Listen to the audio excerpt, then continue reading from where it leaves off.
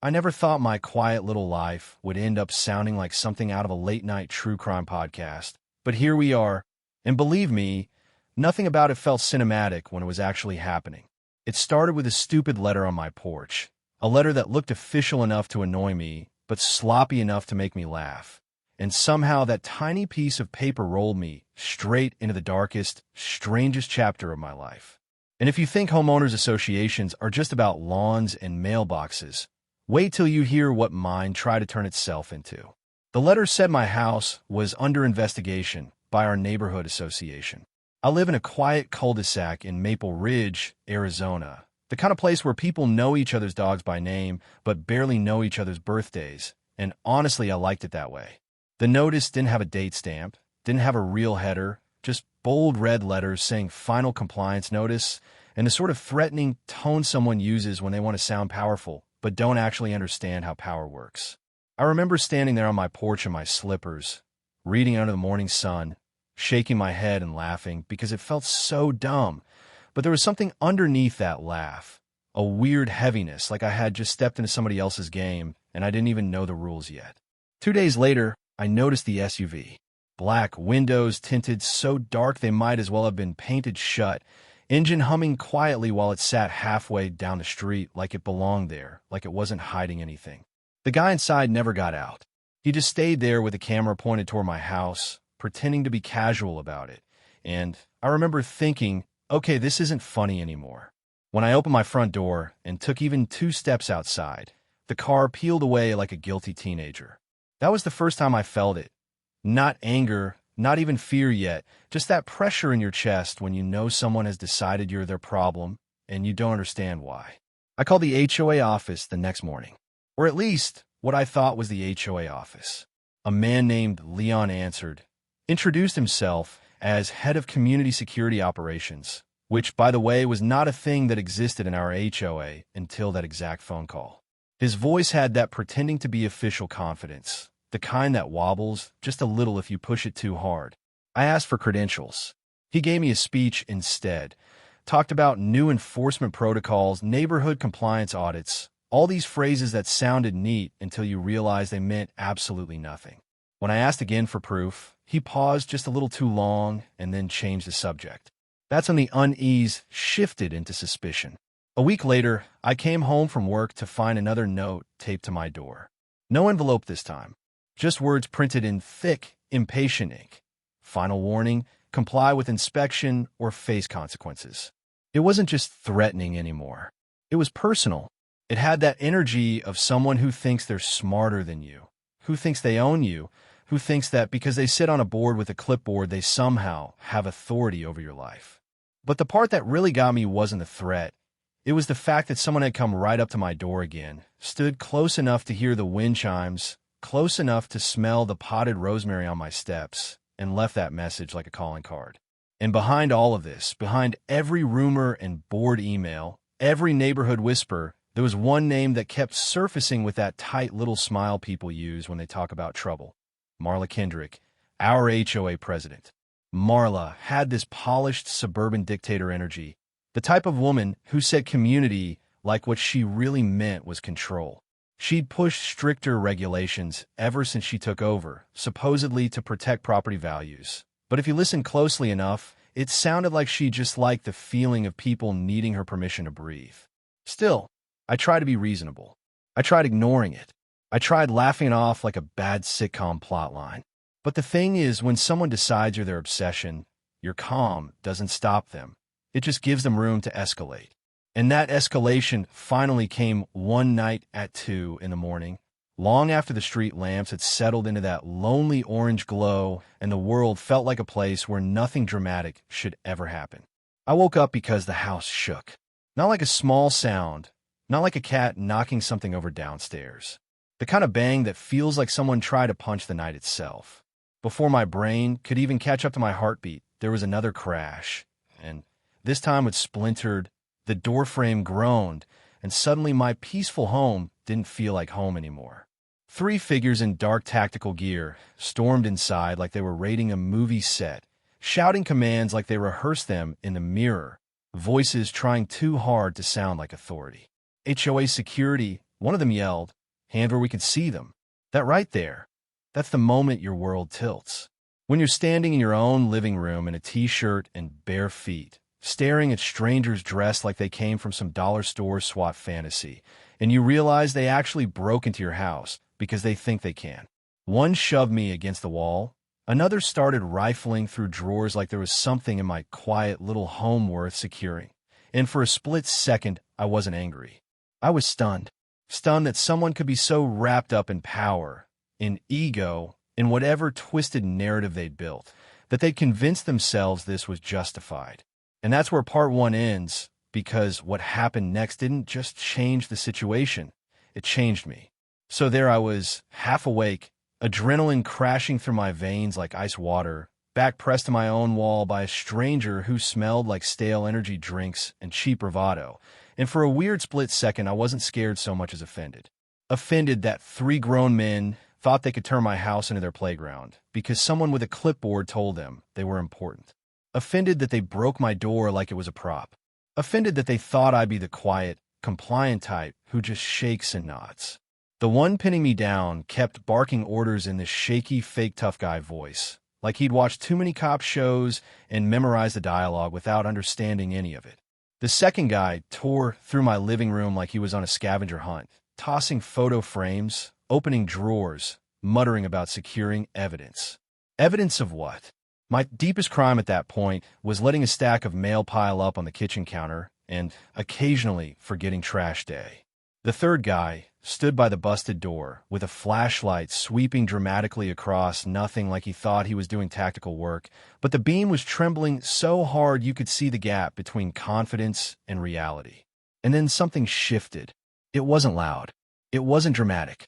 It was just one small moment that rewrote the tone of the room.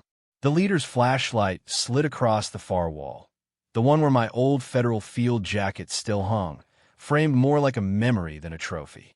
I used to work in federal investigations years ago, nothing spectacular, nothing Hollywood, but long enough to recognize threats when I see them and long enough to know how to stay calm inside chaos. The jacket still carried those big, bold, yellow letters, and when those letters lit up under his beam, you could practically feel the oxygen leave the room. He froze. The guy holding me froze. Even Flashlight Boy went still like someone pressed pause. For a few seconds, there was just this heavy silence, broken only by 3 men suddenly questioning their entire life plan. The one holding me whispered, "Is that real?" The leader snapped, "Shut up, she is bluffing," but his voice cracked on bluffing, which kind of killed the effect. "Check the inside pocket," the third guy muttered, and his voice wasn't tough anymore, it was terrified. I didn't say much at first. I didn't need to. The room was talking for me. Their confidence evaporated, their breathing changed, their hands started moving slower like they suddenly remembered prison was a real place and not a concept that happened to other people. Finally, the leader hissed, "We were told she was just some former office worker." The way he said told was the first honest thing that came out of his mouth all night. "By who?" I asked, calm, steady, because years of training teaches you that panic wastes oxygen. His jaw tightened. "Marla." He finally spit out, like even he was tired of saying her name. "Marla Kendrick, our queen of neighborhood tyranny. The woman who sent newsletter emails about unity while drafting private plans about control. And standing there pinned to my own wall, wrists burning from the zip ties, I realized something very simple and very dangerous. This wasn't an HOA misunderstanding. This wasn't some overeager rule enforcement. This was obsession mixed with power, and that is always a recipe for something ugly. He tried to recover control, barked out some command to tighten the restraints, like doubling down on wrong makes it right if you just do it harder. And that moment right there, that was when my fear finally burned off and turned into something cleaner. Resolve. Anger. Yes, but the kind that focuses you, sharpens you, steadies your breathing instead of stealing it. I shifted my weight, twisted just enough to drive my shoulder back into the guy behind me. He wasn't expecting resistance, let alone trained resistance. He stumbled. The zip ties scraped against the edge of my coffee table, just right, and loosened with that little snap that feels like freedom disguised as plastic. I turned fast. Years of muscle memory woke up like an old instinct stretching after a long nap. One elbow to the ribs, one step to the side, and suddenly I wasn't the one being controlled anymore. The room erupted. The leader reached for a taser, cheap, wobbly, like it had been ordered off a sketchy website at 2 in the morning, but adrenaline does weird things to time. Everything slows down and sharpens all at once. I moved before he could lock his grip. I went in low, drove forward, and the next thing both of us were crashing into the coffee table like a badly rehearsed stunt scene. Except nobody yelled cut. The youngest one panicked. You could hear it in his voice when he screamed you were under arrest, like even he didn't believe it. The other guy lunged toward me, and we struggled for a split second, bodies crashing, furniture scraping across the floor. My hand hit the leader's radio on instinct, fingers wrapping around it like it was an old friend. I pressed the transmit button, and my voice came out strong, clear, trained, that old command cadence snapping into place like it had just been waiting for an invitation. This is a violent break-in at 14, Rosecrest Lane, suspects armed, send units immediately. And let me tell you, you can fake uniforms, fake badges, fake confidence, but you can't fake that tone. That tone makes real dispatchers listen. That tone makes real officers move. Everything changed after that. The leader froze with this look on his face like he'd just felt the weight of every bad decision crash down at once. The other two went pale. They glanced toward the door like they wanted to disappear into the night, but also like their legs didn't quite belong to them anymore. And as if the universe wanted to make a point, my porch cameras blinked their little blue lights, capturing everything. Their faces, their fake gear, the SUV outside with its license plates clean as daylight. Drop whatever you were holding, I told them, still steady, still composed. They hesitated because ego dies slow. So I didn't hesitate. One twist, one controlled sweep, and suddenly two men who walked into my home like kings of the cul-de-sac were on the ground groaning like scared boys in overgrown costumes. The leader scrambled to his feet and ran. He didn't issue an order. He didn't defend his team. He just ran straight out into the night, tripping over his own courage on the way out like it had been borrowed and overdue. The other two stayed, kneeling, shaking, breathing like they had swallowed fear, and it got stuck halfway down. One of them whispered, "Please, we were just doing what we were told." And yeah, maybe that meant something to him. But I've spent years watching what happens when grown adults hide behind orders like their life jackets instead of choices. Neighbors' lights flicked on. Someone shouted that the police were coming. Sirens began to grow in the distance, slow at first, then closer, then undeniable. And I just stood there barefoot, steady, heart hammering hard, but not out of control anymore, because the fear had passed and something else had taken its place. A kind of clarity, the realization that whatever storm I'd been pushed into, I wasn't drowning in it. And that is where this part settles. That breathing space right before everything truly lands, before justice starts moving, before the story stops being just mine and becomes a community earthquake.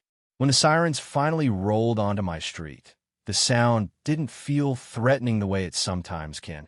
It felt like reality finally catching up to the madness. Red and blue lights washed over my living room through the busted doorway, painting over splintered wood, shattered pride, and two grown men kneeling on my rug like children who finally realized attention wasn't the worst thing that could happen to them. The first deputy stepped inside and just stopped for a second, blinking like he'd walked into a story he wasn't prepared to believe yet. "Ma'am, what exactly happened here?" he asked, and I swear if I hadn't been running on adrenaline and stubbornness, I might have laughed at the understatement. I kept my voice calm. Fake enforcement team. Broke in. I defended myself. Cameras caught everything. No drama. No theatrics. Just facts laid out on the floor like the broken pieces of my coffee table. They cuffed the two men, gently, almost awkwardly, like even the officers understood these guys had marched way past stupidity into felony territory. Radio chatter crackled. A third suspect fleeing northbound. I pointed down the street without thinking. He won't get far. He's hurt worse than his ego. They found him an hour later behind the dumpster of a gas station, shivering, bleeding, suddenly very mortal. And that should have been the end of it, right? Bad guys caught, justice system activated, everyone clap and roll credits. But life is never that clean, and ego-driven operations never begin and end with the guys who physically break down the door. There's always someone further up the chain, someone who never gets their hands dirty because they prefer clean power, typed memos, and plausible deniability. Her name came up within minutes. Not whispered this time, not implied, said out loud like a confession hovering in the air. Marla Kendrick, HOA Queen of Control. The woman who thought leadership meant ownership and community meant compliance. And suddenly the story wasn't about a break-in anymore. It was about a system she had quietly built around herself, piece by piece, rule by invented rule, until she convinced these men she was a general and our cul-de-sac was her little battleground. Detectives pulled her in the next day. She tried to play dazed and confused, blinking slowly like she was shocked anyone would accuse her of something so uncivil. She used words like misunderstanding and safety initiative and community protection.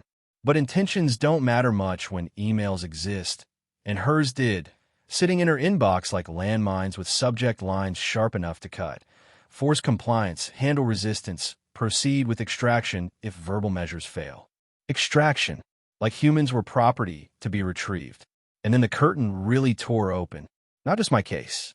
Not just one miscalculated break-in. There were other threats, other letters, other people who had felt that uncomfortable sense of being stalked by their own neighborhood leadership, but never quite knew how to fight back. She'd siphoned funds into this little security division, paid unlicensed muscle to play soldier, forged documents to look official, built herself a tiny empire of intimidation because power feels intoxicating when nobody pushes back. Court didn't go gently on her. Neither did the community. The association cracked first, board members resigning, residents erupting, meetings turning into emotional courtrooms where years of silent resentment finally found their voices. And then came the legal sentences, serious charges, real prison time, a lifetime ban from any position of authority, which honestly might have hurt her more than the sentence itself. The men who broke into my house went to prison too, not because they were monsters, but because they made grown man choices and followed orders like that excused anything. And then the quiet, the kind that settles after a storm when the sky still feels bruised, but the wind has finally stopped yelling. The new neighbors replaced the smashed door. The cameras were returned, neatly sealed in evidence tape. Officers shook my hand like I'd done something heroic, but I didn't feel heroic. I felt tired. Proud, sure. Relieved, absolutely. But also painfully aware of how fragile safety really is when someone with the wrong hunger decides they want control over you. Weeks later, I stood on my porch at dusk, coffee in hand, watching the same street that once glowed red and blue, now calm, ordinary, beautifully boring again. And I realized something. People always talk about justice like it's a finish line, like once the gavel drops, everything is fixed. But really, justice just restores balance. It doesn't erase what happened. It doesn't put the door back on its hinges or rewind fear out of your bloodstream. It just says, you were right to fight. You didn't imagine this. You deserve better. Do I regret standing my ground? Not for a second. I'm not built to bow to people who disguise ego as authority. But I do think about Marla sometimes, about how a person becomes so obsessed with control that they forget communities aren't chessboards and human beings aren't pieces to move. And I think about those three men too, about how dangerous it is to confuse someone else's obsession with your responsibility. So now I'm curious about you. If this happened in your neighborhood, if a power-hungry HOA, a corrupt leader, or anyone tried to push you around like that, what would you do? Do you think I went too far? Not far enough? Do you think justice was served, or did the punishment miss the real problem? People who crave control more than community? Drop your thoughts below, argue, disagree, share your own stories. Because this wasn't just about my house, it was about what happens when ordinary people finally stop accepting someone else's version of control and decide to take their peace back.